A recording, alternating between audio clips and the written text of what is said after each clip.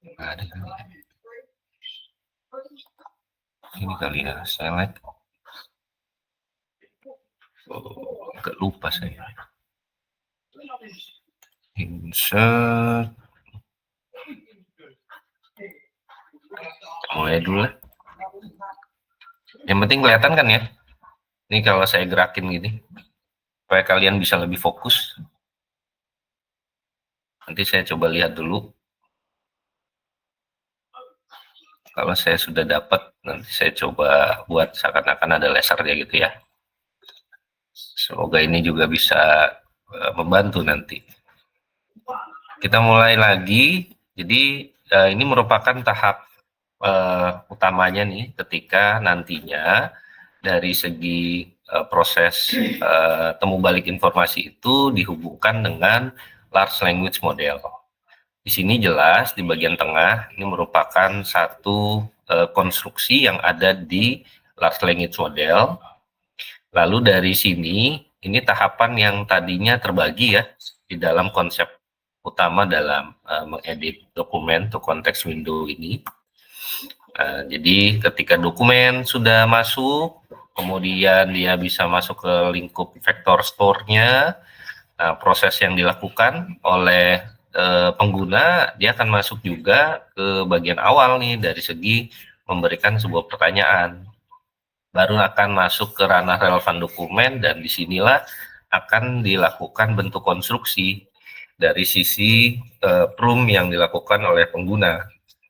Jadi bukan berarti dari konteks tersebut dalam melakukan bentuk PRUM itu merupakan tahap paling awal ya, tapi ada beberapa yang memang ya engine-nya sudah disiapkan, konstruksi-konstruksi dari segi data-datanya juga sudah siapkan, tinggal bagaimana PRUM tersebut diberikan ke sistem yang memang nanti digunakan untuk temu balik informasi.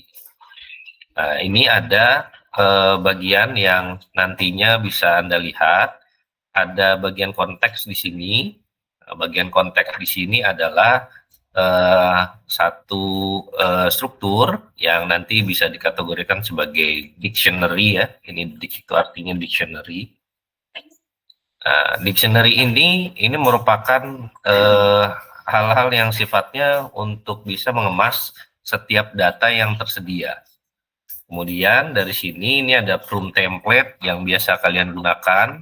Misalnya kan keterkaitan sama konteks yang apa yang ingin kalian lakukan. Misalnya konteksnya mau menjawab sebuah tugas, kemudian atau kalian memberikan semacam statement kalau kalian itu dari sisi seorang pengajar kah atau mungkin sebagai mahasiswa kah.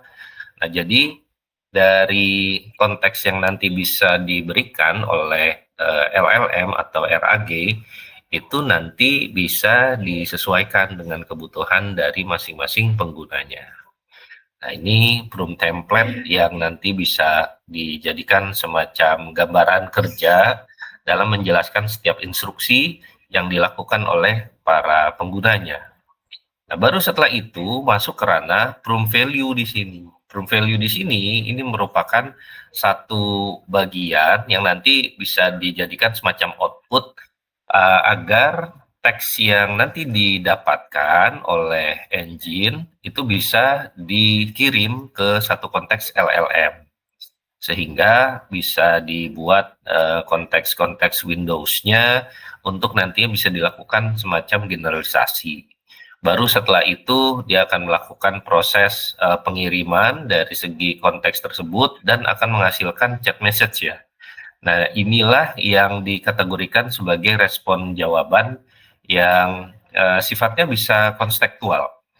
Tidak hanya mengandalkan satu bentuk memori, tapi juga bisa menggunakan beberapa sumber yang tersedia ya dari setiap data yang dihasilkan dan digunakan di dalam konsep RAG-nya. Nah, kalau kita ambil satu contoh ya seperti ini. Jadi bisa mengambil data-data dari audio, bisa mengambil data-data dari storage yang ada, kemudian bisa melakukan proses searching juga dari segi internet, atau bisa parsial mengambil dari LLM yang lain. Nah, inilah yang nanti bisa digunakan di dalam satu bagian di chat message ini.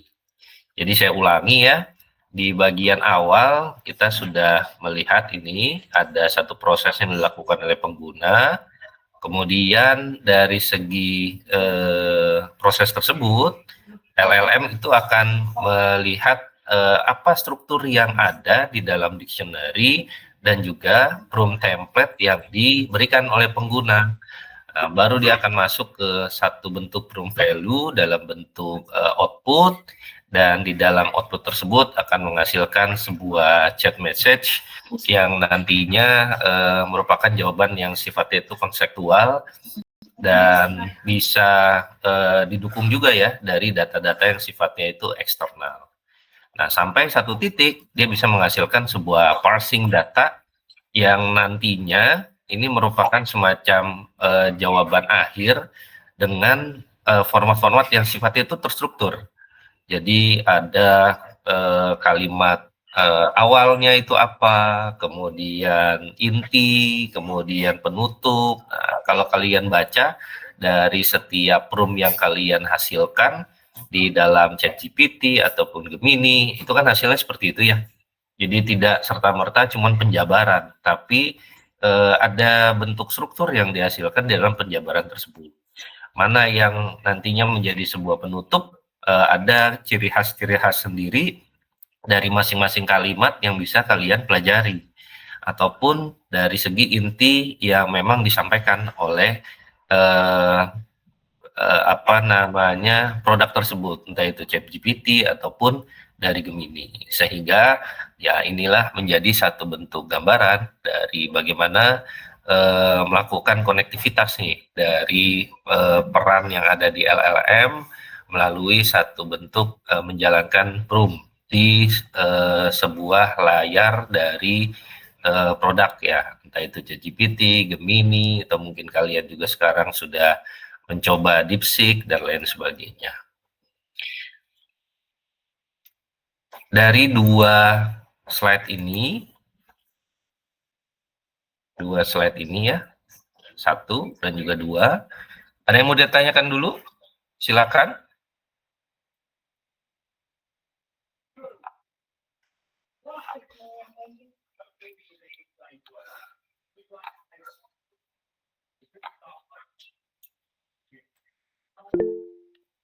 Ya, silakan.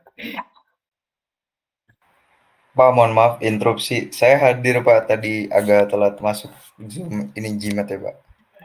Siapa itu? M. Raihan Pak. Oh ya. Ada yang mau ditanya dulu? Silakan. Kita coba pelan-pelan. Sini sudah dua slide yang saya jelaskan tadi.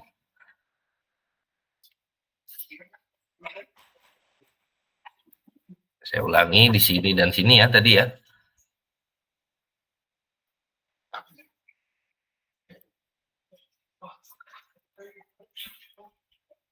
Tidak ada?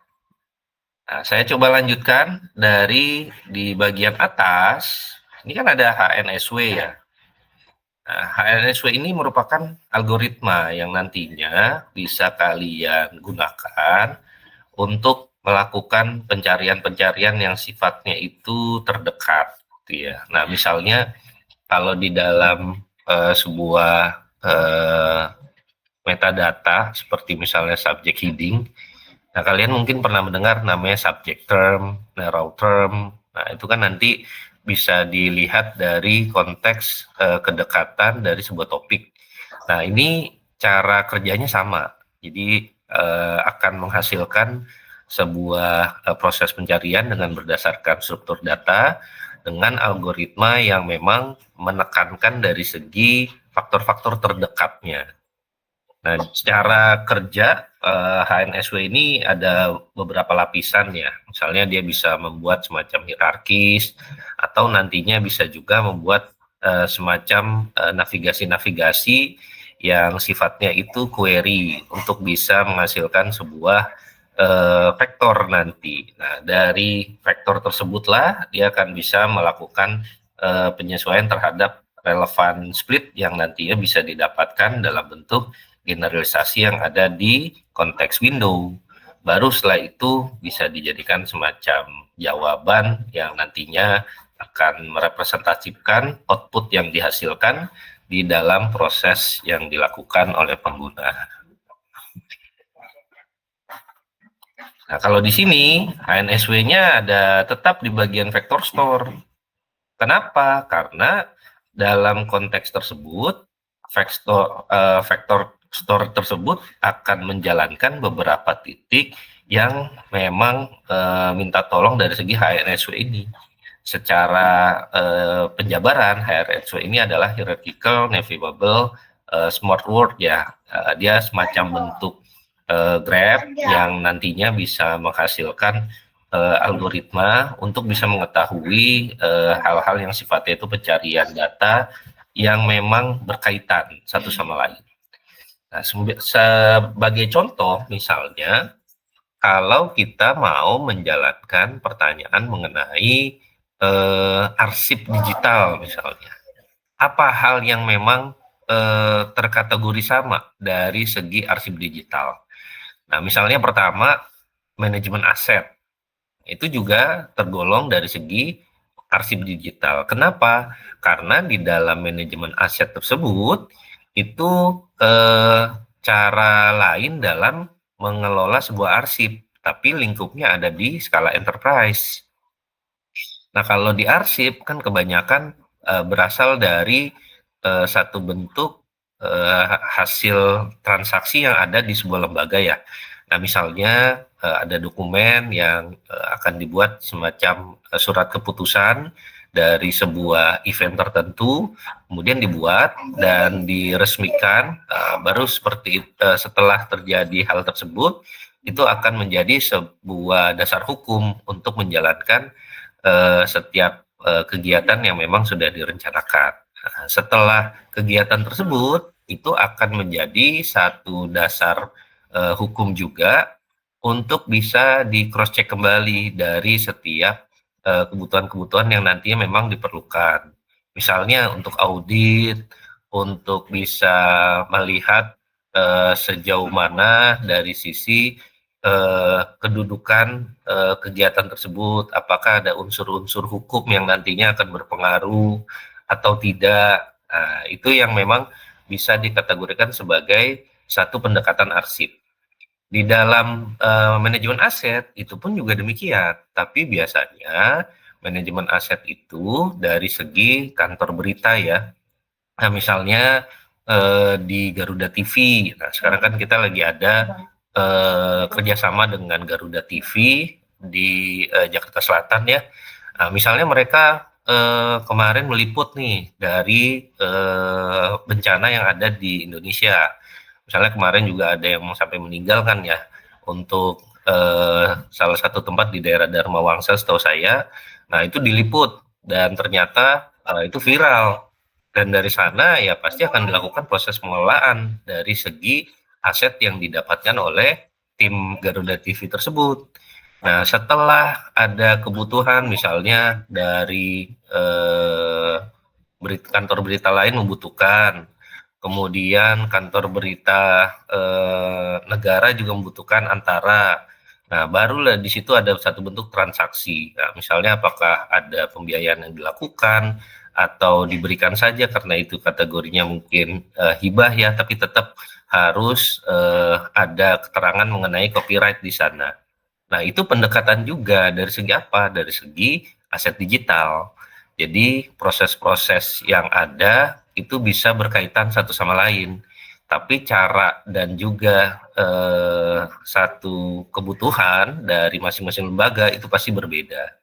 Nah, inilah yang bisa juga dilakukan di dalam mencermati algoritma yang ada di hierarchical navigable small word ini atau HNSW. Nah, di dalam HNSW ini harapannya setiap pencarian itu bisa didapatkan dari beberapa topik yang kategorinya itu terdekat ya. Kalau dari segi konteks, kalian bisa cermati sekali ya di subject heading. Misalnya kan ada di EBSCO. Nah, EBSCO itu nanti ada topik utamanya, kemudian apa definisi dari topik tersebut, kemudian short term-nya apa, yang faktor terdekatnya, kemudian subjek terdekatnya juga apa, itu dijelaskan. Jadi secara tidak langsung keilmuan kita ya itu juga hampir sama dengan konsep yang ada di dalam sebuah temu balik informasi yang ada di RAG ini. Cuma mungkin pengembangan dan juga pendekatannya agak berbeda. Kalau yang satu di dalam subject heading itu dengan pendekatan directory.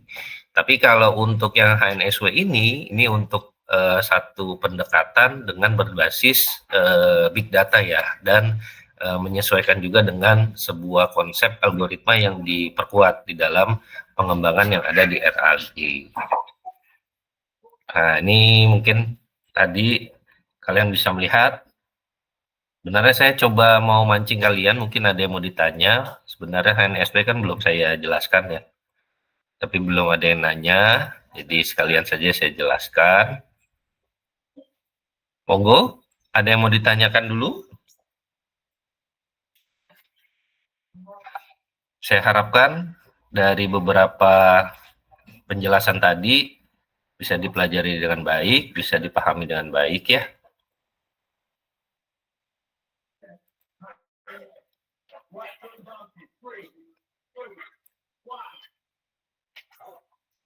Oke, kalau tidak ada yang bertanya, saya lanjut. Nah, kemudian di sini masuk ke ranah-ranah ilmuwan kita nih, dokumen loading ya.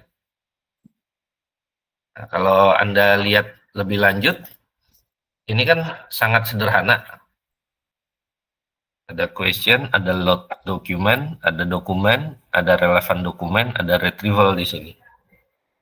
Ini kalau dari segi temu balik informasi yang kita lihat di konsep-konsep sebelumnya, sama persis seperti yang disampaikan di konsep Hasugian ya.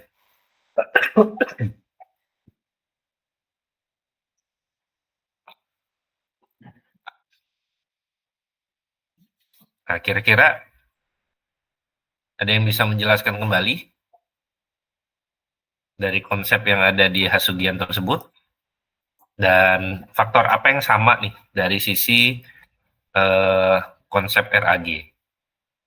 Monggo.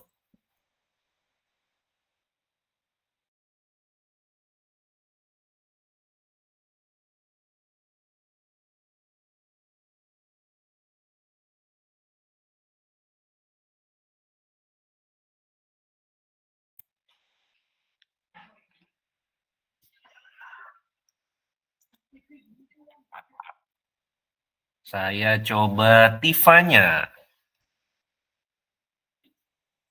Halo Tifanya.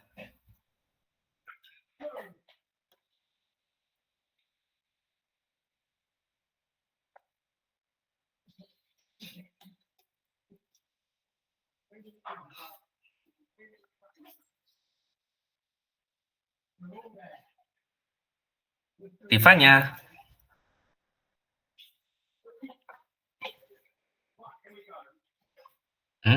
Live meeting ya. Gangguan.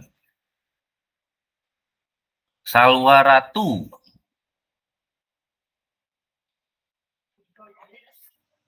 Hadir, Pak. Ayo. Masih ingat dari konsep Hasugian? Paling kalau misalnya Hasugian itu yang saya ingat yang dari kalau skemanya itu yang kayak dari user terus query terus nanti dia ke dokumen di situ tokenisasi di indeks dokumen dan lain-lain sampai ke matcher function. Paling persamaannya dengan yang di sini. Bentar. Nah, kira-kira apa persamaannya? Paling persamaannya yang di bagian retriever-nya juga Pak, yang di bagian load documents. Di situ bakal ada tokenisasi dan lain-lainnya juga buat nge-indeksnya juga. Question-nya juga dari usernya juga. Oke, nah kalau mungkin dari segi labeling juga kan agak berbeda ya. Misalnya kalau yang di indeks, nah dia kategorinya di sini nanti di proses retrievalnya. Nah, kalau yang di Hasugian ada bagian yang sifatnya itu ya hanya dokumen-dokumen yang metadata, dia belum masuk ke ranah-ranah yang sifatnya lebih luas ya dari segi koleksi-koleksi yang digunakan dalam sumber datanya. Nah, kalau di dalam RAG ini dia menekankan sama dokumennya itu bisa dilakukan bentuk loading. Jadi persamaannya seperti yang tadi kamu sampaikan, tapi perbedaannya di sini ada keterangan mengenai load dokumen. Jadi bukan serta-merta dilakukan untuk kebutuhan temu balik informasi. Tapi dokumen ini juga dilihat dari segi bisa memberikan relevansi dari dokumen yang lain. Nah, misalnya berkaitan sama isi yang ada di dalam dokumen tersebut. Jadi tidak serta-merta menghasilkan dari beberapa metadata ya, tapi juga berkaitan sama isinya, atau mungkin maknanya, atau mungkin misalnya kita mau cari tahu dari penelitian tertentu, mana novelty yang akan sama dari beberapa dokumen tersebut. Nah, bisa dilakukan proses-proses seperti halnya di dokumen loading ini. Jadi nanti kita bisa mengetahui nih, novelty A dari artikel A itu mengenai apa. Novelty pertama dari dokumen B itu seperti apa. Apakah ada hal-hal yang nantinya bisa kita gunakan di dalam pengembangan artikel kita. Nah, itulah yang nantinya bisa dilakukan nih dari segi dokumen loading yang ada di RAG. Berbeda sekali ya dengan yang ada di konsep indexer dari Hasugian, karena kalau di Hasugian ya penekanannya hanya penekanan relevansi dari segi setiap input yang dilakukan, karena kan di awal dia akan membuat semacam satu labeling yang direpresentasikan hanya melakukan proses input tanpa ada pertanyaan. Sedangkan kalau yang di RAG dia bisa dalam bentuk pertanyaan-pertanyaan, mau pertanyaan yang sifatnya sederhana, mau pertanyaan yang sifatnya kompleks sekalipun, atau mungkin bertahap ya dari segi penyampaian-penyampaian yang nanti dilakukan. Nah, itu dokumen loading ini bisa digunakan sebagai sebuah konsep untuk pengembangan RAG-nya. Kurang lebih seperti itu ya, Salwa. Kemudian di sini, ini ada keterangan numerical representation for search. Nah, ini jelas sekali kalau dari segi kedudukannya ya, yang mana di dalam sebuah representasi ini kita bisa melihat adanya perubahan paradigma tertentu ya dari temu balik informasi. Kira-kira temu balik informasinya perbedaan mendasarnya ada di mana kalau dari konsep-konsep yang sebelumnya? Apakah ada yang ingin menjawab?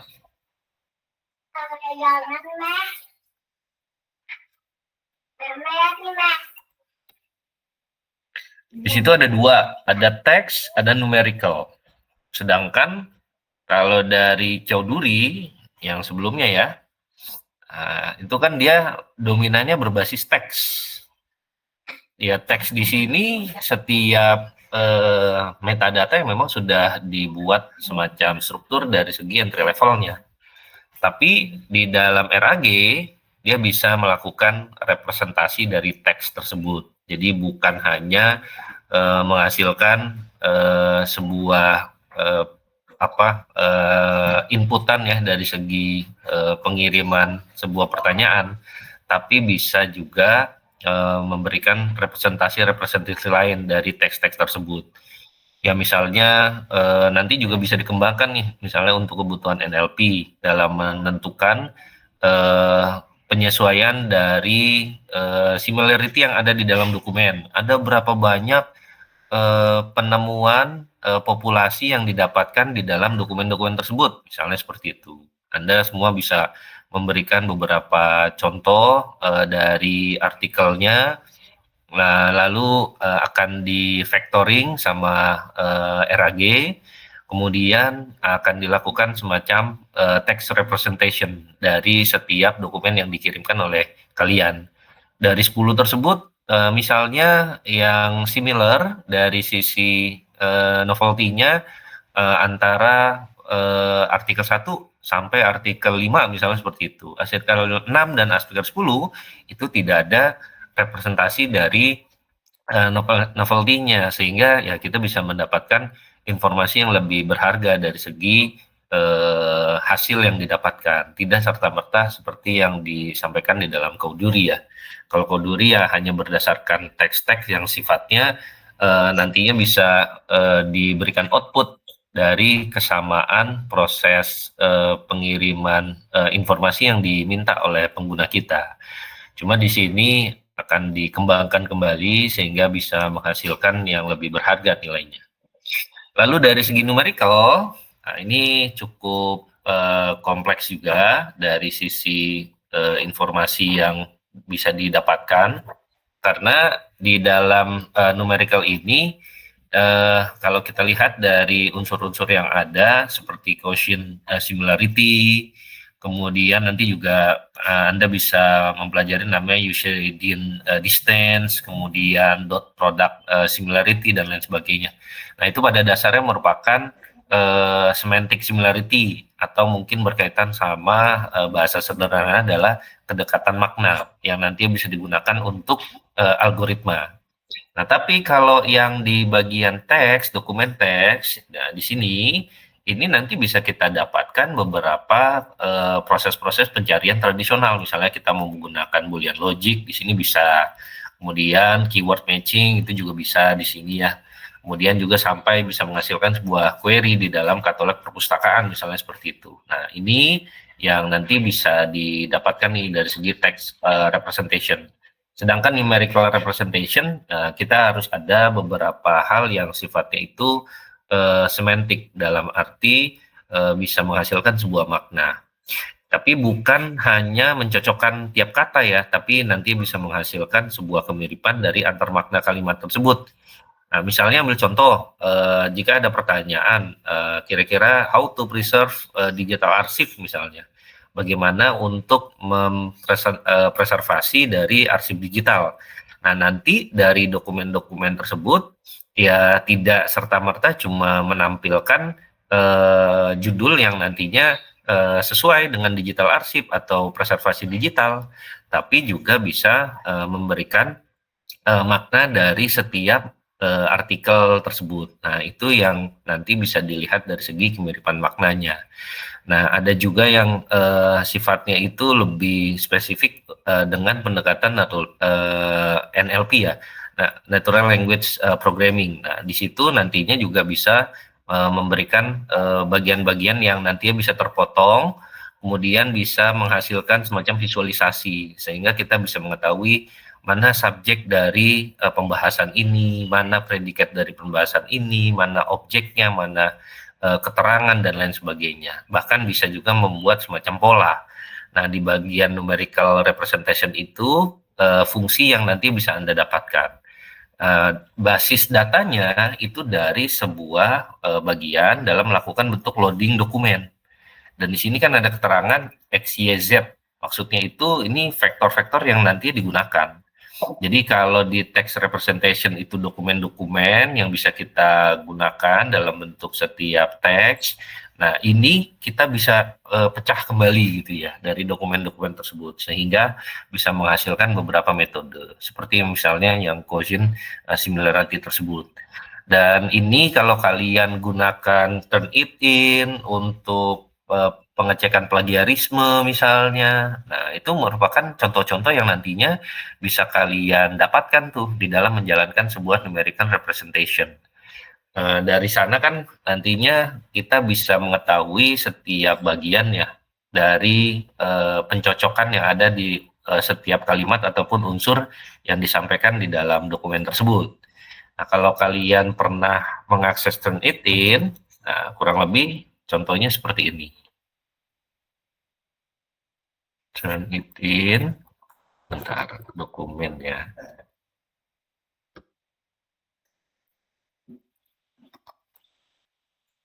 Dokumen.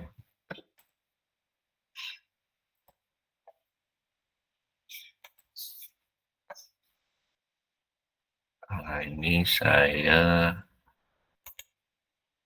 stop dulu. Kemudian, nah ini dia. Pernah lihat kan yang seperti ini?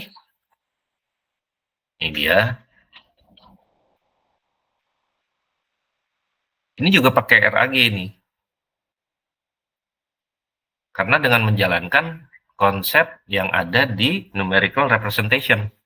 Jadi benar-benar terpecah ke antar kata, antar huruf, dan bisa juga dikumpulkan dari segi algoritmanya.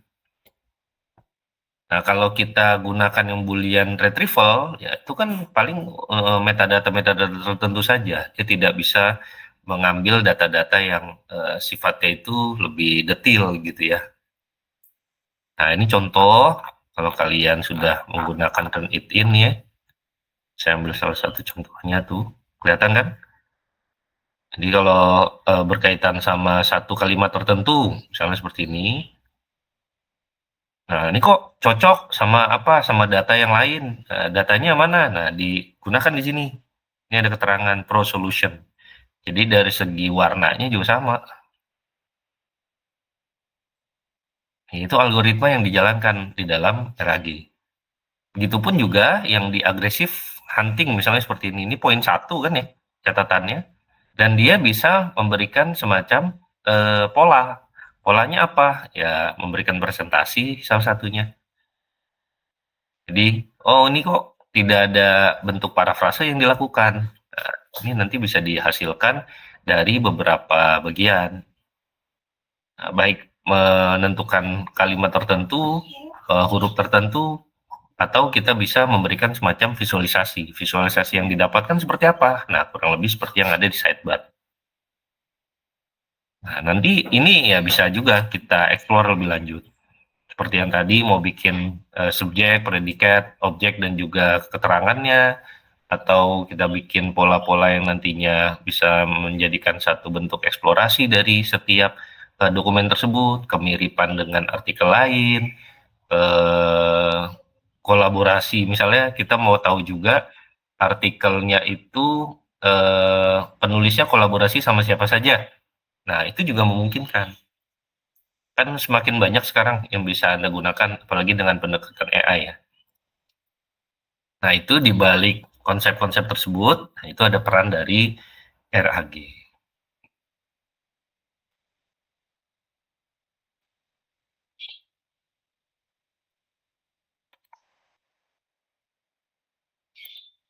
Oke.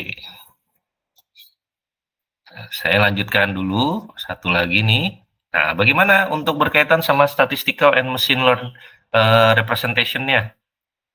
Ini sampai tahap ini nanti saya jelaskannya ya. Nah, kalau Anda bisa melihat lebih lanjut dari setiap poin-poin yang sebelumnya saya sudah jelaskan, itu tahapan-tahapannya sudah saya breakdown secara lebih detail ya. Bagaimana tadi keterangan mengenai perbedaan antara yang teks dan juga numerik dalam melakukan satu bentuk representasi. Kemudian juga dari segi proses bisnis yang dilakukan ya di dalam load dokumen. Dan saya coba berikan contoh-contoh yang konteksnya komplit seperti yang ada di Turnitin tadi. Kemudian bisa membuat semacam pola sampai bisa menghadirkan kebutuhan-kebutuhan khusus. Kalau di Turnitin ya kita bisa menentukan similarity-nya dengan satu bentuk persentase. Nah, kalau di sini ini untuk representasi dokumennya.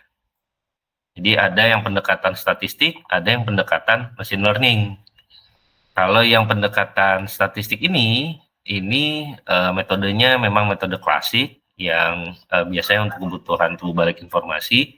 Jadi setiap teks itu nantinya dirubah ya dengan semacam vektor angka. Di sini ada poin 0, poin 0140, sparse, kemudian BM25. ini merupakan beberapa bentuk-bentuk angka yang nantinya bisa diketerkaitan sama semacam model statistik yang akan digunakan. Beberapa kelebihannya ya pastinya ini memiliki unsur kecepatan ya dari segi menjalankan sebuah konsep temu balik informasi. Kemudian mungkin bisa dikategorikan efisien juga untuk kebutuhan dokumen besar ya. Tapi kalau dari segi penentuan makna dari antar kata, nah biasanya tidak begitu mendalam nih. Dia bisa menghasilkan makna-makna tersebut. Misalnya kalau kita ambil contoh perpustakaan dengan pojok baca atau mungkin dengan apa ya, kalau di perpustakaan fakultas tuh namanya, saya agak lupa. Tapi intinya dua kalimat tersebut, dua kata tersebut pada dasarnya memiliki makna kan ya, antara perpustakaan dan juga pojok baca. Tapi tidak bisa diberikan makna yang lebih mendalam. Nah, itu biasanya statistical representation terkadang terkendala di situ. Jadi bisa mengembangkan dari setiap dokumen-dokumen yang ada dan juga bisa melakukan interpretasi, tapi ketika membandingkan antara satu kata dengan kata yang lain, itu biasanya tidak begitu kuat ya dari segi pemaknaan yang didapatkan. Nah, berbeda dengan yang machine learning. Nah, tapi di dalam machine learning itu yang di bawah ini, dia sifatnya embedded. Nah, embedded di sini ini dari segi pengambilan kata dia secara mendalam ya, secara besar gitu dari dimensinya. Tidak seperti yang ada di statistical. Tapi kalau di bagian machine representation ini dia langsung mengambil dengan komputasi yang skalanya itu besar. Kalau kita lihat dari ChatGPT, nah ini menggunakan salah satunya konsep yang ada di bagian embedded ini dengan pendekatan machine learning. Nah ini kelebihannya dari segi pemaknaan ya, kemudian bisa menjalankan juga conceptual retrieval, kemudian bisa menjelaskan juga semantic search ya. Tapi dari segi kekurangan dia harus memiliki satu infrastruktur kompetensi yang besar dan juga model pembelajaran yang sifatnya itu intens gitu. Karena ya kan kita kalau ambil dari segi contoh kasus yang ada di ChatGPT, kan ada salah satu fase yang sudah saya jelaskan ya, ini berkaitan sama pre-training. Pre-training tersebut ya berasal dari semua data-data yang dikumpulkan di dalam database eksternal dan juga internal. Nah, kemudian makna-makna yang sama itu dipelajari sehingga nanti bisa melakukan output yang sesuai dengan struktur yang ada. Nah, disinilah model pembelajaran yang memang membutuhkan waktu untuk itu ya. Jadi pre-trainnya akan cukup banyak yang dilakukan kalau kita menggunakan machine learning representation ini. Nah, plus minusnya kurang lebih seperti itu, sehingga nantinya bisa kita lihat nih kelebihan-kelebihan sekarang, apakah bisa kita gunakan langsung machine learning-nya atau cukup dengan pendekatan statistical numericalnya, sehingga dari segi infrastruktur, dari segi SDM, dari segi program yang nanti mau kita gunakan di sebuah layanan informasi, ya kalian juga bisa sesuai ya dengan kebutuhan-kebutuhan yang ada di lembaga kalian nantinya. Nah, kemudian satu lagi, ini untuk loadingnya, tapi loading bisa langsung saya skip aja. Ini maksudnya yang di indeks ini. Jadi kalau kita bicara dari satu proses bisnis ini merupakan fungsi intinya nih dari segi proses indexing yang dilakukan di RAG. Nah, kalau kita mau ambil poin-poin yang nantinya digunakan dari beragam informasi yang tadi sudah saya jelaskan, nah ini yang paling utamanya nih, karena seperti yang ada di sini kan ada keterangan relevan dokumen ya. Nah, Nah, kenapa ini yang kategori dari fungsi intinya? Karena di situ ada melakukan proses membagi dan juga mengubah dokumen menjadi embedding. Kemudian ada tahap intinya ya dalam melakukan bentuk indexing di sini. Kemudian nantinya juga bisa melakukan pencari dan juga mengembalikan relevan splitnya. Jadi bisa membagi-bagi dari setiap pertanyaan-pertanyaan yang disampaikan oleh pengguna kita. Nah, di dalam peran indeks itu, kalau dari segi people lainnya yang ada di RAG, dokumen loading ini untuk kebutuhan yang sifatnya itu memuat data teks ya. Nah, ini di sini. Ini memuat data teks dari segi people link-nya. Kemudian kita nanti melakukan bentuk splitting. Nah, di dalam splitting inilah kita akan menghasilkan teks-teks tersebut bisa menjadi sebuah vektor. Pendekatannya bisa teks atau mungkin numerical. Kemudian dari situ juga kita bisa menghasilkan satu bentuk statistikal yang nantinya bisa digunakan semacam indexing yang digunakan dalam konteks struktur secara lengkap tadi ya yang ada di sini. Nah, baru masuk ke ranah bagaimana indeks tersebut bisa dijalankan untuk kebutuhan retrieval sehingga bisa menghasilkan satu bentuk penentuan mana dokumen yang paling relevan, mana makna yang memang bisa dihasilkan, mana kesamaan yang ada di dalam masing-masing topik tersebut, sehingga ya menjadi satu bentuk output yang lengkap dari beragam konsep yang ada di dalam RAG tersebut. Nah, dari sini ada yang mau ditanyakan kembali? Silakan.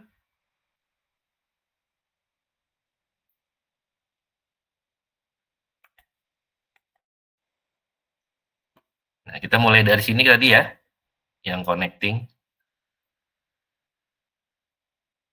Jadi yang terakhir dibahas itu sampai sini nih, relevan dokumen. Nah, di sini ini merupakan layer yang kedua. Jadi ini engine-nya tetap jalan ya, konsep algoritmanya secara general dari segi RAG itu seperti ini. Tapi ini layer yang nantinya akan diterima nih di dalam menjembatani kebutuhan untuk membalik informasi melalui PRUM yang ada di LLM. Jadi dia akan terus melakukan semacam siklus. Nah, ini dari poin pertamanya ketika LMM itu menjalankan via PRUM sampai bisa menghasilkan numerical sampai satu bentuk pendekatan indexing yang nanti didapatkan dan bisa menghasilkan retrieval. Nah, retrievalnya ada di bagian relevan split ini nanti. Sehingga dia akan bisa menghasilkan ketika sudah ada retrievalnya, ya dia bisa memberikan pola-pola. Apakah dari proses tersebut itu sudah sesuai dengan beberapa algoritma yang ada. Misalnya di poin ke hijau yang ada di sini ya, kemudian yang merah di sini, kemudian orange dan juga yang biru. Nah, ini bisa digunakan untuk pengukuran dari segi kemiripannya. Tadi sempat saya singgung berkaitan sama Gaussian, kemudian Euclidean distance dan juga dot product. Nah, analogi-analoginya ya ini bisa dikategorikan sebagai proses pembuatan indeks di sini. Kemudian embedding pertanyaannya juga bisa dilakukan di sini ya. Nah, di sini sorry. Kemudian dari situ juga dia bisa menghasilkan similarity search yang didapatkan, nah, baru nanti akan menghasilkan sebuah relevansi. Nah, relevansinya ada di sini.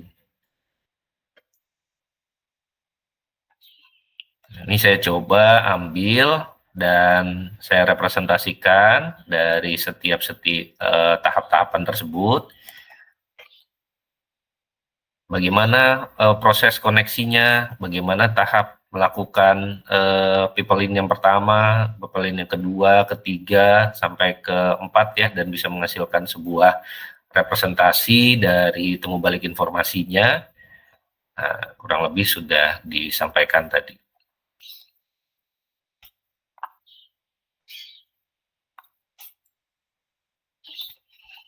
Nah, nanti kita akan masuk ke ranah yang sini, bisa menghasilkan similarity search. Jadi minggu depan kita sudah mulai ke project base.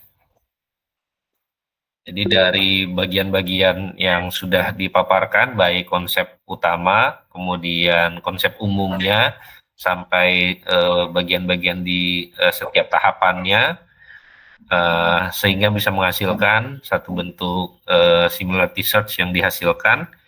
Nah, ini yang nantinya bisa kita coba diskusikan dari kegiatan-kegiatan praktiknya nanti. Nah, similarity search ini ya dengan penggunaan berbasis AI ya, dan juga RAG. Intinya ya bisa menghasilkan satu makna, tapi tidak serta-merta hanya mencari tahu kata yang sama saja. Tapi ada makna yang bisa dihasilkan di dalam sebuah konteks dari similarity search. Nah, kalau kita ambil dari RPS, nah ini bisa dilihat ya. Di poin ini kita sudah masuk ke ranah-ranah vector search, kemudian semantic search, dan lain sebagainya. Nah, di minggu depan baru kita masuk ke potensi aplikasi yang bisa kita gunakan. Nanti kita main ke satu GitHub ya. Ini dengan pendekatan yang ada di dalam RAG.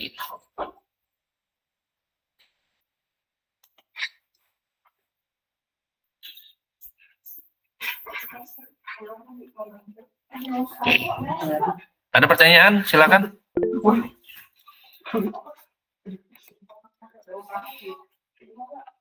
Dia bertanya ya. Siapa tuh? Resha, silakan Resha. Baik, sebelumnya saya izin bertanya Pak. Jadi misal kalau pencarian berbasis kata kunci itu kan lebih baik menggunakan BM25, apakah bisa dipakai HNSW itu bisa dipakai buat pencarian berbasis kata kunci, dan bagaimana jika BM25 ini dan HNSW ini di hybrid gitu Pak, untuk menghasilkan makna yang memang lebih bisa ditangkap dan sesuai dengan apa yang user cari gitu Pak. Apakah bisa gitu? Itu dari segi algoritmanya nanti. Kenapa? Jadi dari segi algoritmanya yang nantinya harus bisa dikembangkan sama kalian. Nah, dari sisi pengembangan algoritma itu, ya kita nanti harus masuk ke ranah natural language programming. Sehingga nanti setiap ada pertanyaan-pertanyaan yang dihasilkan, sudah mulai ada pendekatan-pendekatan yang dicirikan gitu ya, dari metode-metode yang akan digunakan. Baru secara algoritma tersebut, nanti dia akan menjalankan satu pendekatan yang memang sudah kita tentukan dari algoritma. Nah, kalau mau menentukan skema-skema tersebut, nah itu adanya di Natural Language Programming. Jadi setelah ini idealnya ya kita bisa masuk ke ranah NLP supaya bisa semakin paham kalian dari poin-poin yang memang nanti bisa dijalankan ya, baik dari segi konsep, dari segi definisi, dan juga dari segi praktik ke yang sifatnya itu lebih mendalam. Kayak gitu, Resya. Baik, terima kasih Pak. Siap.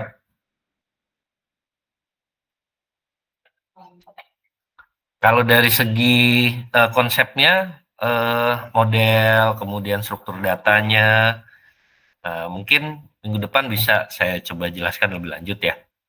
Cuma kalau yang dari sisi proses awal tadi, terutama di poin statistical dan juga machine learning-nya, ya kurang lebih dari segi penjabarannya seperti yang tadi saya jelaskan. Yang mana statistical itu bisa dikategorikan dia metodenya itu metode klasik yang cukup lama digunakan di dalam temu balik informasi, yang pada dasarnya karakternya itu hanya teks diubah menjadi vektor-vektor yang sifatnya itu angka. baru nanti akan disesuaikan nih, kira-kira kemunculan kata tersebut sudah bisa dikategorikan angka tertentu atau tidak. Sehingga angkanya itu nanti bisa menunjukkan jumlah kemunculan kata tertentu dalam dokumen. Nah, ketika sudah ada kejelasan kemunculan-kemunculan katanya, baru akan menghasilkan sebuah representasi. Oh, dari kata-kata tersebut tidak banyak yang dibahas. Oh, dari kata-kata tersebut banyak yang dibahas. Nah, kira-kira mengandung apa pembahasan-pembahasannya? Itu bisa ditambahkan lagi nanti di dalam setiap konsep algoritma yang digunakan. Tapi kekurangannya seperti yang tadi saya jelaskan ya, dia tidak begitu bisa mencerna dari makna katanya. Tapi kalau kategori cepat dan juga efisien untuk kebutuhan dokumen besar, ya cukup bisa diandalkan untuk di statistical representation itu.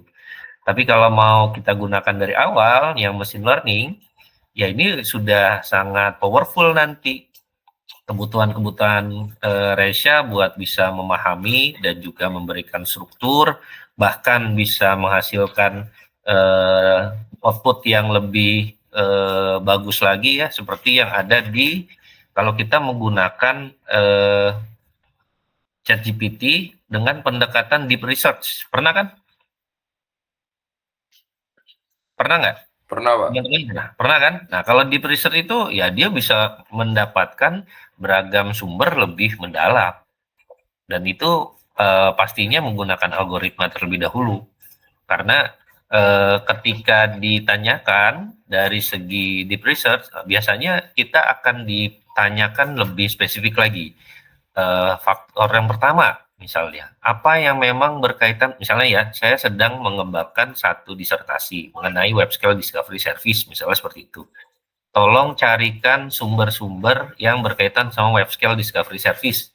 Itu di bagian X editing saya prompt seperti itu misalnya. Nanti di bagian konfirmasinya, ketika kita menjalankan fungsi deep research, dia akan minta biasanya tahun berapa, kemudian konsep yang nanti mau dijalankan, topiknya mengenai apa, kemudian apakah nasional atau internasional. Nah, semakin menjelaskan seperti itu, berarti algoritmanya jalan nih untuk bisa menghasilkan sebuah output yang nantinya lebih terstruktur, lebih mendukung dari segi penyesuaian yang ada di dalam jawabannya nanti. Nah, itulah yang nanti bisa digunakan juga dalam pendekatan machine learning. Ada lagi yang mau ditanyakan? Tadi ada beberapa kah? Atau cuma satu?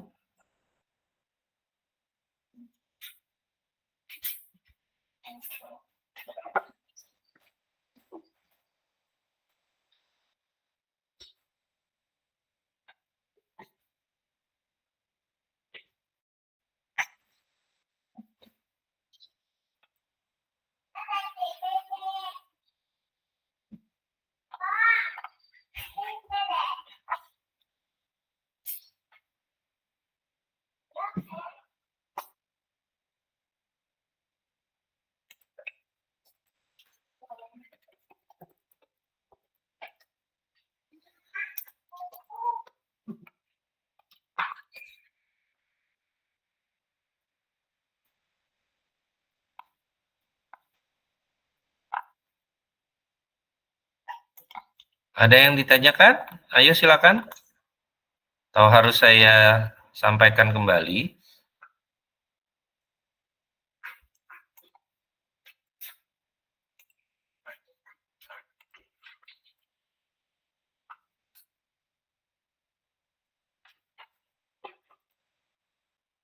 Saya ambil contoh kasus ya, dari artikel ilmiah. Nah, ini dari Jurnal Informatika dan Teknik Elektroterapan. Nah, ini misalnya dengan menjalankan sebuah konsep chatbot di local retrieval augmented generation. Nah, ini merupakan penerapan-penerapan sederhana yang nanti bisa Anda gunakan juga untuk kebutuhan pengembangan ataupun inovasi yang berkaitan di RAG ya. Nah, di sini yang memang digunakan adalah chatbot dan beberapa konsep-konsep turunan di dalam RAG sampai bisa membuat embedding nomic embed text ya. Nah, ini untuk representasi vektor yang berbasis teks yang nanti menangkap setiap model-model yang bisa didapatkan dalam sebuah pertanyaan. Nah, dasar yang digunakan ini dengan pendekatan LLM, dengan vektor database yang digunakan adalah ChromaDB. Nah, sebagai proses algoritma yang mau digunakan, ada beberapa bagian yang harus bisa dipelajari. Jadi, di bagian sinilah nanti yang harus bisa kalian tekankan. Apa yang harus bisa dilakukan oleh produk kita ini. Apakah kita nanti bisa menghadirkan yang lebih kompleks, atau seperti chatbot ini kan cukup sederhana dengan hanya melakukan integrasi antara vektor DB-nya dan juga yang ada di bagian RAG, sehingga nanti bisa menghasilkan beberapa bentuk umpan balik yang nanti diharapkan bisa mendukung dari layanan informasi tersebut. Nah, di sini bagian-bagian yang nantinya bisa didapatkan. Jadi dari loading data, kemudian nanti datanya itu bisa dilihat dari segi tipe datanya itu apa, kemudian nanti bisa dilakukan bentuk parsing untuk bisa melakukan bentuk split data, sehingga dia bisa membuat semacam satu algoritma lanjutan ya di dalam melakukan temu balik informasi. Nah, sampai melakukan retrieve data, construct proof, di sini bisa menghasilkan sebuah generate answer. Nah, ini yang nantinya bisa dilihat juga beberapa model yang bisa didapatkan. Di dalam contoh kasus ini, dia hanya mengambil ya dari beberapa file-file nih. Ini kan yang di-load, seperti yang ada PDF, XML, kemudian JSON, kemudian URL-URL tertentu yang memang sudah di-embed di dalam file untuk di-loading. Baru nanti dia akan melakukan bentuk split dari setiap loading hasil yang didapatkan. Dan ketika sudah melakukan bentuk embed, dia akan menghasilkan sebuah store yang nanti akan dijadikan semacam proses untuk temu balik informasinya. Baru di dalam temu balik informasi inilah dia akan mencari tahu relevansi dari setiap proses embedding tersebut, sehingga bisa menghasilkan sebuah konstruk dari prompt-nya. Nah, disinilah dia akan bisa menghasilkan sebuah generate answer, sehingga bisa banyak output-output yang disesuaikan dari setiap konteks yang ada di dalam RAG-nya. Nah, ini contoh kasusnya. Anda melakukan satu bentuk tampilan antarmuka aplikasi. Nah, kelihatan ya. Jadi filenya dikumpulin, kemudian nanti bisa menghasilkan semacam ChatGPT dengan berdasarkan UI. Jadi tampilan antarmuka yang nanti bisa kita telusur, dan proses-proses yang ada di bagian vektornya ya akan menghasilkan setiap hasil yang didapatkan. Nah, ini beberapa bagian yang dihasilkan dan ada semacam pengujian yang dilakukan. Misalnya, apakah jawabannya itu tepat atau tidak, prediksi yang dilakukan sudah sesuai atau terlalu jauh, kemudian scoring yang nanti bisa didapatkan seperti apa penilaiannya. Nah, ini ada aspek-aspek yang nantinya bisa dianalisa, keakuran jawaban, kemudian waktu respon, kemudian perbandingan dan juga pendekatan sebelumnya dari LangChain. Nah, ini kan ada salah satu LangChain-nya. Nah, kan di pertemuan sebelumnya saya jelaskan data-data yang saya paparkan itu dari LangChain. Jadi di LangChain inilah yang bisa dikategorikan sebagai industrinya ya untuk bisa menjalankan konsep-konsep dari RAG ini. Nah, ini ada beberapa dan juga bahkan semuanya pastinya masih dalam bentuk pengembangan-pengembangan yang nanti bisa dihasilkan untuk kebutuhan industri. Pastinya ada beberapa kekurangan-kekurangan yang didapatkan, dan itu menjadi pastinya pendewasaan ya dari segi industri yang nantinya ingin kita kembangkan lebih lanjut. Nah, bahkan juga ada solusi-solusi dan juga kelemahannya yang nantinya bisa kita pelajari dari setiap konsep RAG yang digunakan. Nah, ini sangat mempermudah kalian nih untuk memahami contoh-contoh penerapan secara lokalnya ya. Kalau tadi kan saya jabarkan dari awal sampai proses-proses yang mendetilnya. Nah, kalau ini sudah sifatnya implementatif. Jadi bisa kalian cerna secara lebih mudah kalau menurut saya. Nah, monggo nanti saya akan berikan ke Rehan ya untuk kalian bisa pelajari. Ada pertanyaan lebih lanjut? Silakan.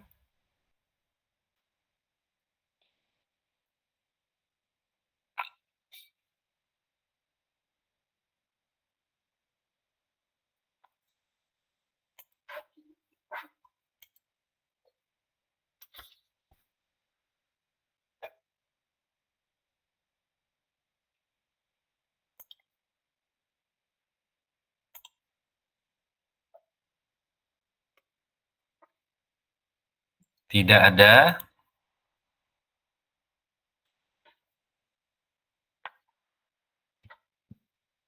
Oke, silakan bisa on cam dulu.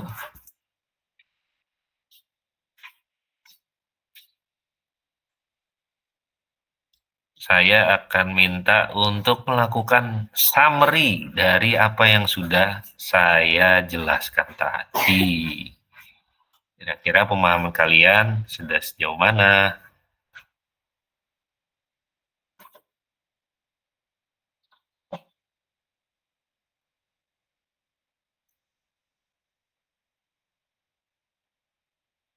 Oke, atau ada yang mau jadi volunteer? Saya aja lah Pak, saya udah paham banget kok Pak. Tinggal ngejelasin doang kan summary-nya. Nah, silakan.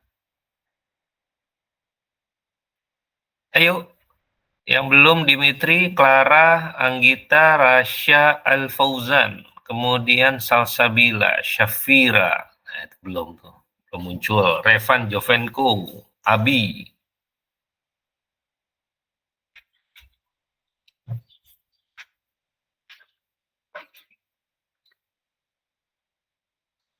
Ada yang live meeting.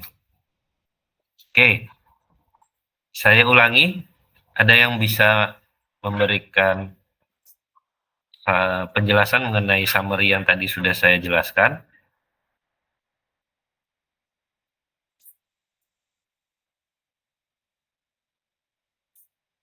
Tidak ada, nah, berarti saya tunjuk saja ya. Akan ada dua yang saya tunjuk. Yang pertama, Franciscus. Nama. Silakan, Franz.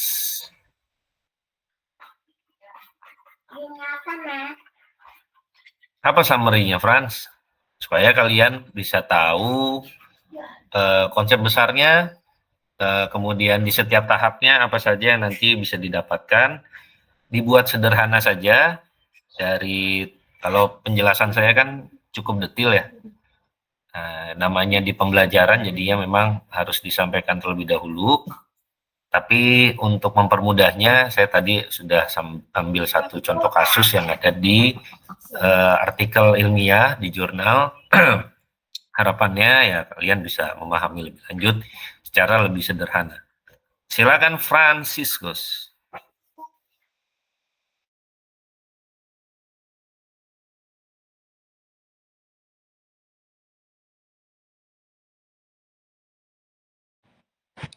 Kalau yang tadi saya tangkap Pak, jadi pengguna memasukkan seperti pertanyaan apa atau dokumen Pak, lalu masuk ke query dan chatbot atau LLM tadi mengeluarkan output berupa dokumen yang relevan Pak.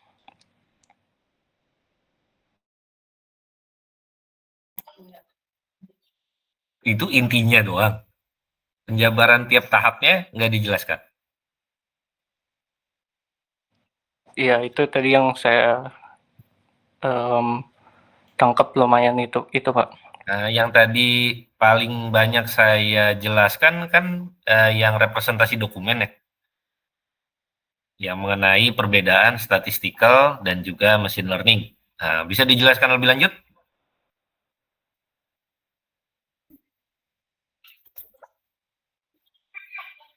Kalau yang tadi saya itu nggak begitu dengar sih Pak yang tadi. Wah, sayang banget nggak didengar. Kenapa nggak ditanya kalau nggak didengar?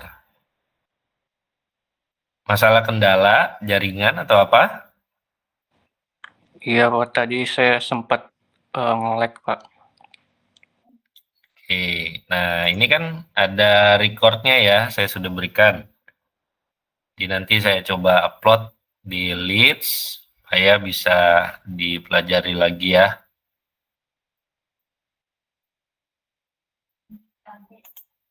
Oke Frans, semangat ya Frans.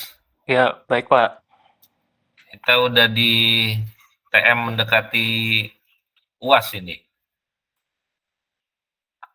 Dari hasil UTS-nya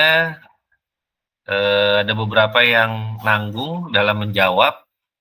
Jadi saya harapkan di tugas dan juga di UAS bisa lebih rinci ya penjelasan-penjelasannya dan lebih sesuai dari segi kebutuhan terkait pertanyaan.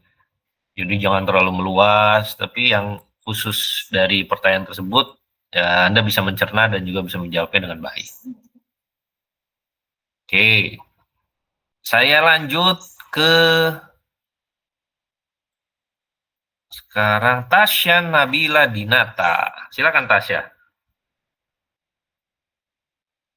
Summary yang kamu pelajari itu apa saja, Sya?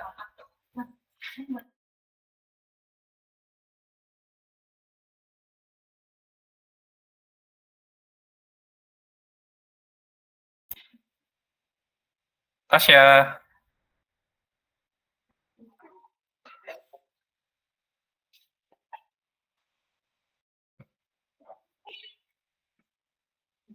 Halo?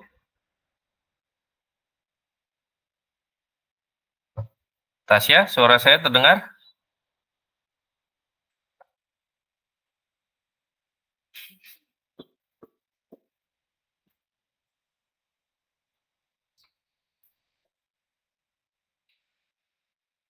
Rasanya nge-lag ya?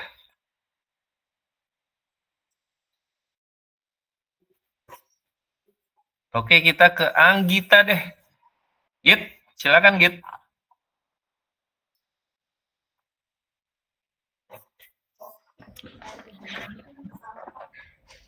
Kalau yang saya pahami tadi Pak, tadi pas awal dijelasin kalau tentang materi sistem pencarian modern. Sekarang itu nggak lagi hanya mengandalkan kayak pencarian teks biasa, kayak misalnya bulan search. Terus kalau dulu sistem hanya kayak nyari kata yang sama persis dari query kita. Misalnya kalau kita ngetik mobil, dia nggak akan paham kalau kendaraan itu maknanya mirip. Misalnya kalau kita ngetik mobil, terus kalau misalnya kita cari kendaraan itu dia nggak ngerti kalau maknanya mirip. Nah terus kalau sekarang dengan adanya perkembangan AI, pencarian sekarang menggunakan representasi, udah mulai gunain representasi numerik atau embedding. Terus itu sih Pak yang saya pahami tadi. Nah, tadi kalau statistikal dan juga kan tadi ada yang penjelasan yang sering saya jelaskan tadi ya, dari segi statistikal dan juga machine learning.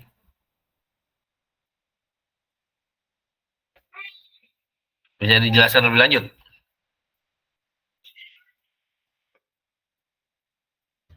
Sebentar Pak, saya nginget-nginget dulu. Ingat-ingat pesan mama atau gimana?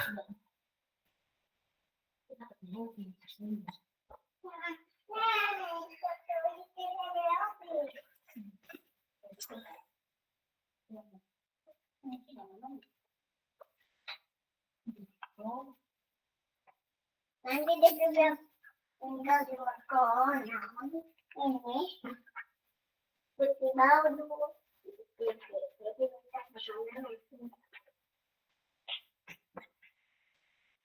Git, ayo Git.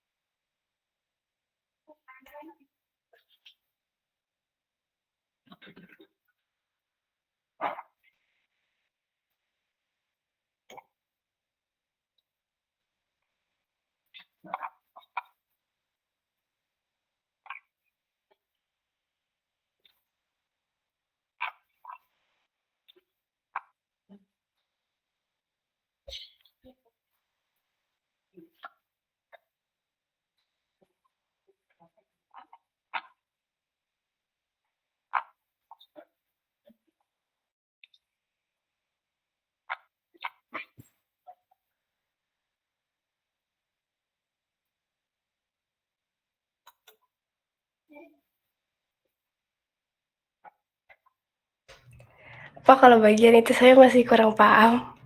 Kenapa itu? Kurang pahamnya. Tadi nggak fokus ngedengerin. Oke. Nah, kan saya udah 2 kali itu ngejelasin. Kamu ngeliatin siapa yuk?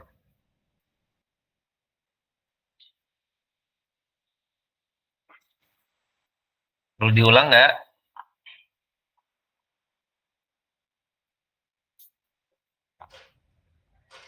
Udah, Pak. Oke, cukup ya berarti ya. Nah, dari 2 yang tadi saya panggil, Franz juga Anggita, itu belum bisa menjawab tuh. Nah, kira-kira siapa yang bisa menjawab? Ada nilai tambahan. Lumayan kan buat nambah-nambah nilai UTS kemarin. Silakan.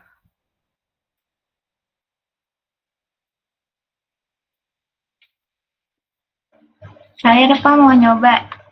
Siapa itu? Tawa. Salwa. Yang ini kan Pak, yang pas bagian indeksnya yang statistikal sama machine learning. Yes.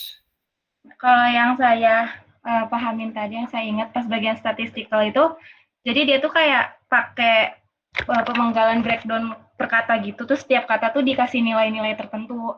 Misalnya kalau nyari kayak buku di perpustakaan misal judulnya, terus nanti mereka si statikal itu dari dokumen itu nyari si kata-kata yang samanya itu terus diberi nilai gitu. Jatuhnya kayak yang sederhana gitu yang kemarin. Terus nanti dilihat berapa kali munculnya dan itu nanti kelihatan tuh jumlahnya atau angkanya apakah sudah sesuai dengan ketentuan. Kalau misalkan ketentuannya segini berarti ini udah relevan dan itu kalau nggak salah pakai BM 25 kalau nggak salah.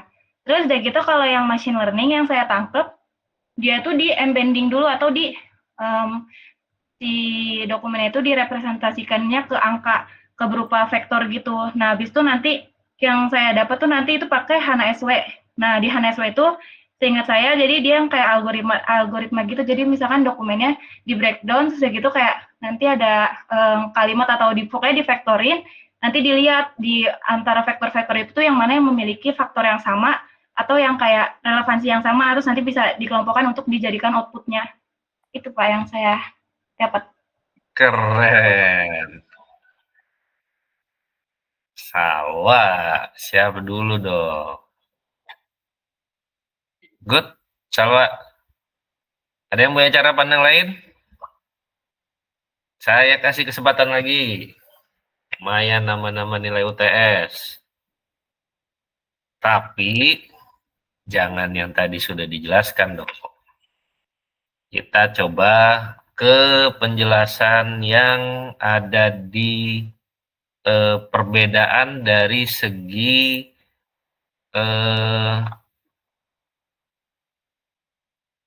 numerical representation-nya. Yang ini ya.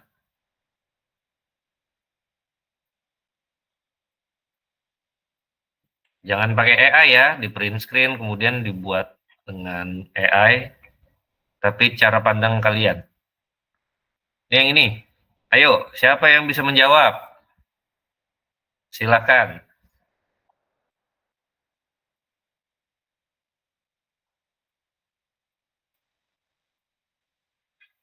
Tadi Salwa ya.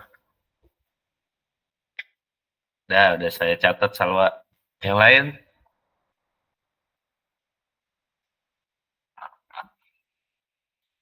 Ayo.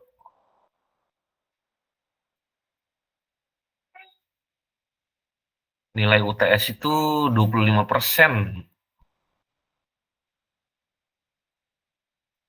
Sayang kalau kalian tidak dapat nilai yang bagus. Sekarang Salwa kelas C ya. Oke.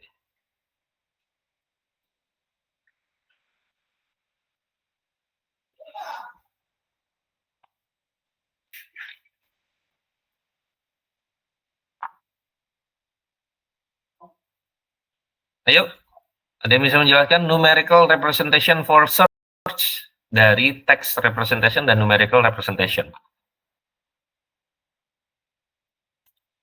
Wah, Salwa sebenarnya nilainya udah bagus. Jadi nama bagus nih, Wak.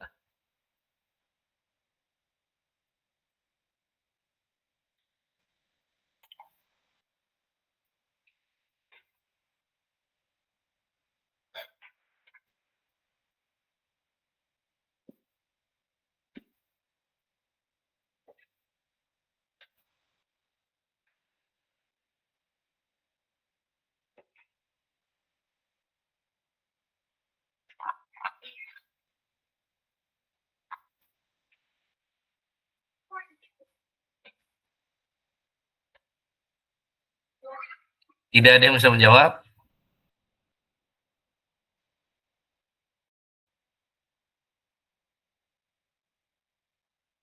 Nih. Ini nih, yang numerical representation. Nah, kalau bicara numerical, ini kan sudah masuk ke ranah temu baliknya ya, yang mana ada dua perbedaan yang harus bisa dipelajari sama kalian, antara yang sifatnya teks dan juga yang sifatnya itu numerik. Nah, dari sini intinya ada pergeseran dari segi paradigma yang ada, yang basis teks ke basis numerik, atau biasa kita sebut itu vektor ya.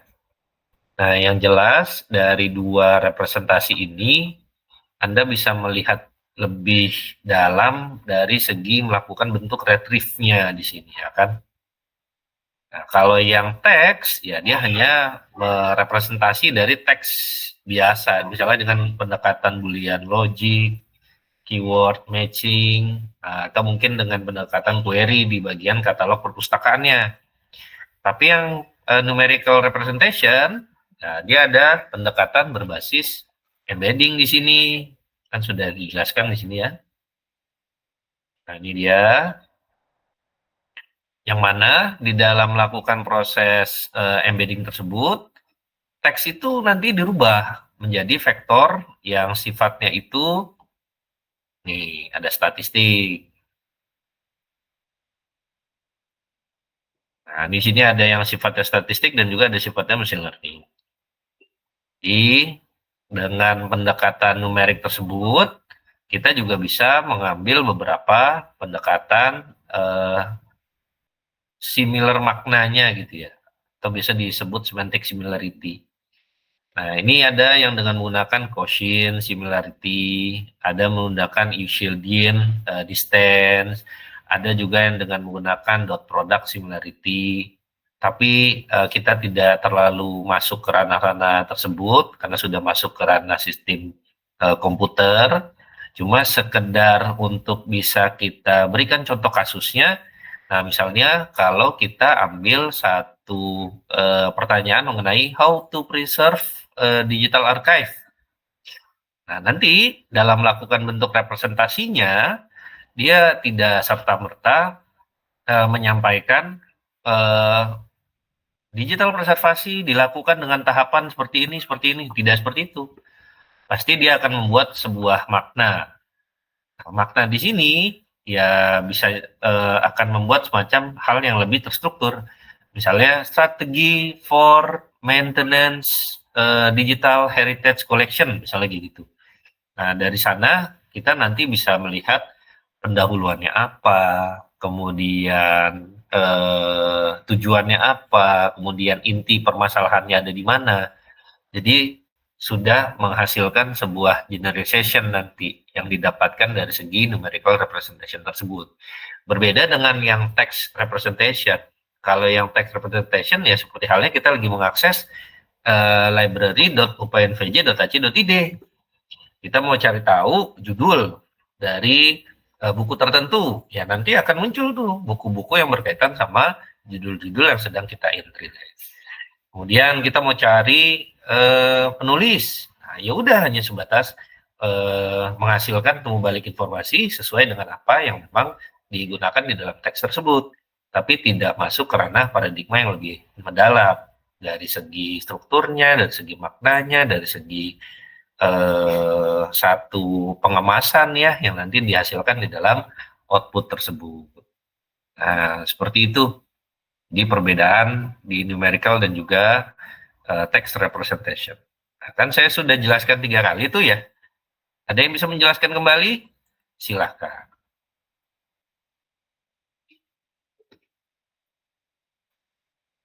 Ayo, masih berlaku nih. Menambah nilai UTS.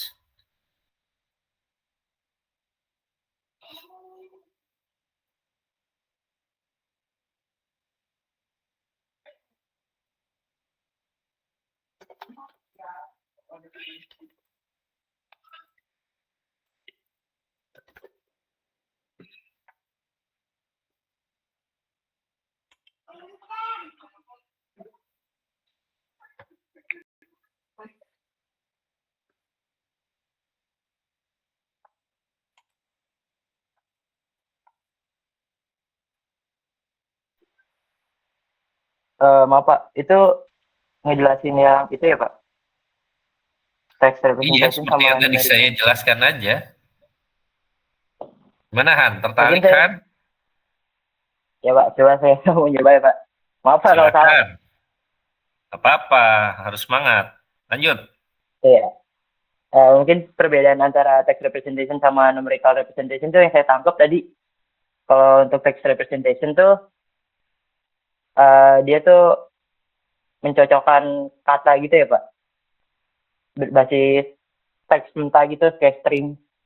Dia mencocokkan kata. Bedanya sama yang numerical representation tuh kalau numerical representation itu teksnya diubahkan jadi vektor, kemudian dia mencari jawaban itu yang maknanya secara sama Pak. Bedanya mungkin kalau yang text representation itu kayak cuma nyari mencocokkan kata yang sama, tapi kalau numerical itu maknanya yang sama Pak.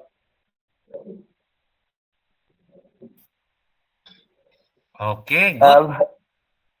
Oh iya, benar ya Pak? Cuma bisa lebih dijelaskan lagi dari yang numerical. Sebenarnya masih banyak yang bisa kamu eksplor kan? Tidak hanya makna aja, dari segi output, ya kan? Oh iya. Mau dinambahkan atau cukup? Raihan Safier. Wah, nilai kamu jadi tegusan juga nih Han. Nah, Kasih Pak.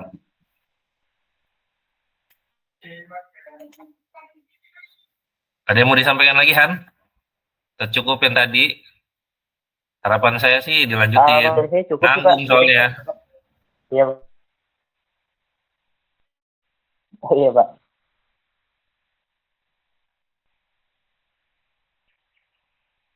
Baik, terima kasih Pak. Nah kok terima kasih. Nggak dilanjutin.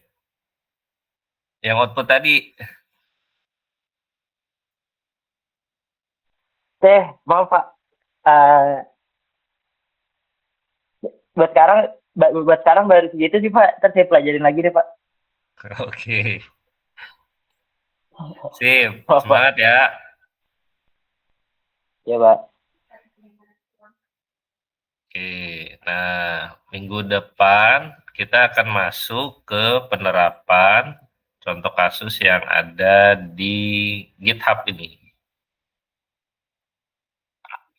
Ini ada contoh penerapan chatbot ya.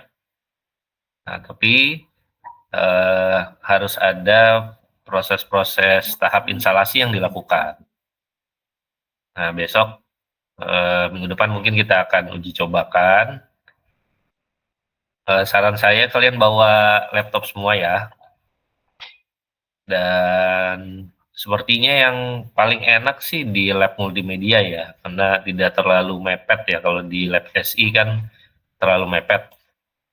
Mungkin Rehan bisa konfirmasi ya ke TU, Han. Kira-kira ruangannya gimana? Kebetulan saya sudah tidak jabat kepala lab lagi, karena sekarang ke rektorat. Jadi belum tahu apakah dipakai atau tidak. Kayaknya sih nggak dipakai ya kalau Jumat pagi ya. Oke, nah sekedar pengantar sebelum kita tutup, nanti kita bisa melakukan beberapa simulasi dari apa yang memang di-upload dalam sebuah PDF.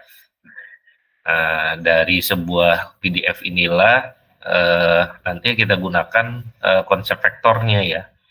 Jadi di dalam vektor tersebut ya kita bisa mendapatkan beberapa makna yang digunakan di dalam pengembangan sebuah PDF. Nah, kenapa? Karena vektor yang kita gunakan itu dari API key. Dan ini berasal dari Open API yang memang diberikan oleh ChatGPT ya. Nah, ini kan vendor ChatGPT kan OpenAI. Nah, OpenAI ini ada beberapa yang sifatnya publik yang nanti bisa kita gunakan untuk kebutuhan simulasi. Nah, ini beberapa poin dan screenshot yang nanti bisa didapatkan. Oke, cukup jelas ya?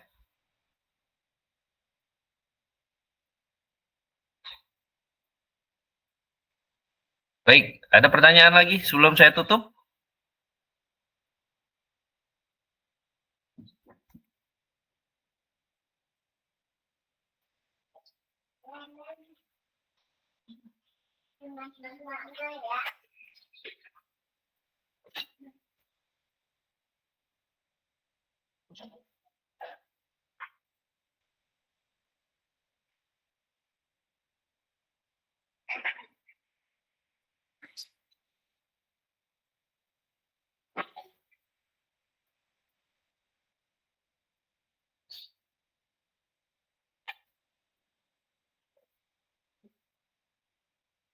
Ya.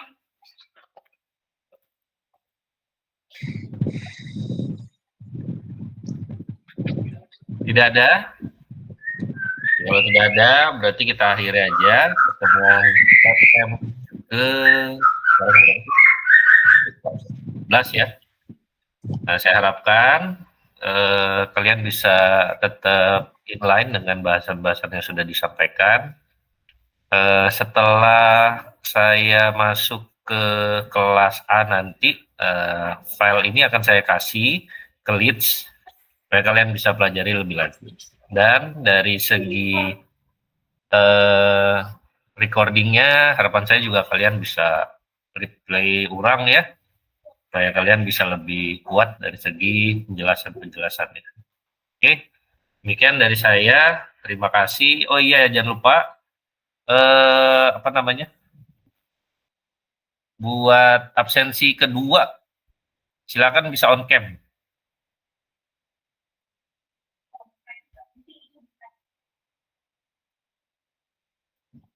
Upayakan semuanya ya, supaya jadi dokumentasi nanti ke TU. Revan, Abi,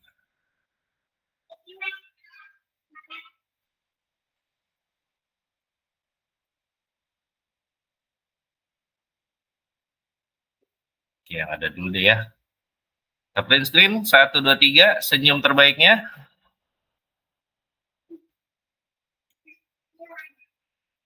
Oke, mantap. Terima kasih. Sukses selalu, jaga kesehatan. Assalamualaikum warahmatullahi wabarakatuh. Waalaikumsalam, terima kasih Pak. Terima kasih, Kak. Terima kasih Pak. Terima kasih, Kak. Terima kasih, Pak.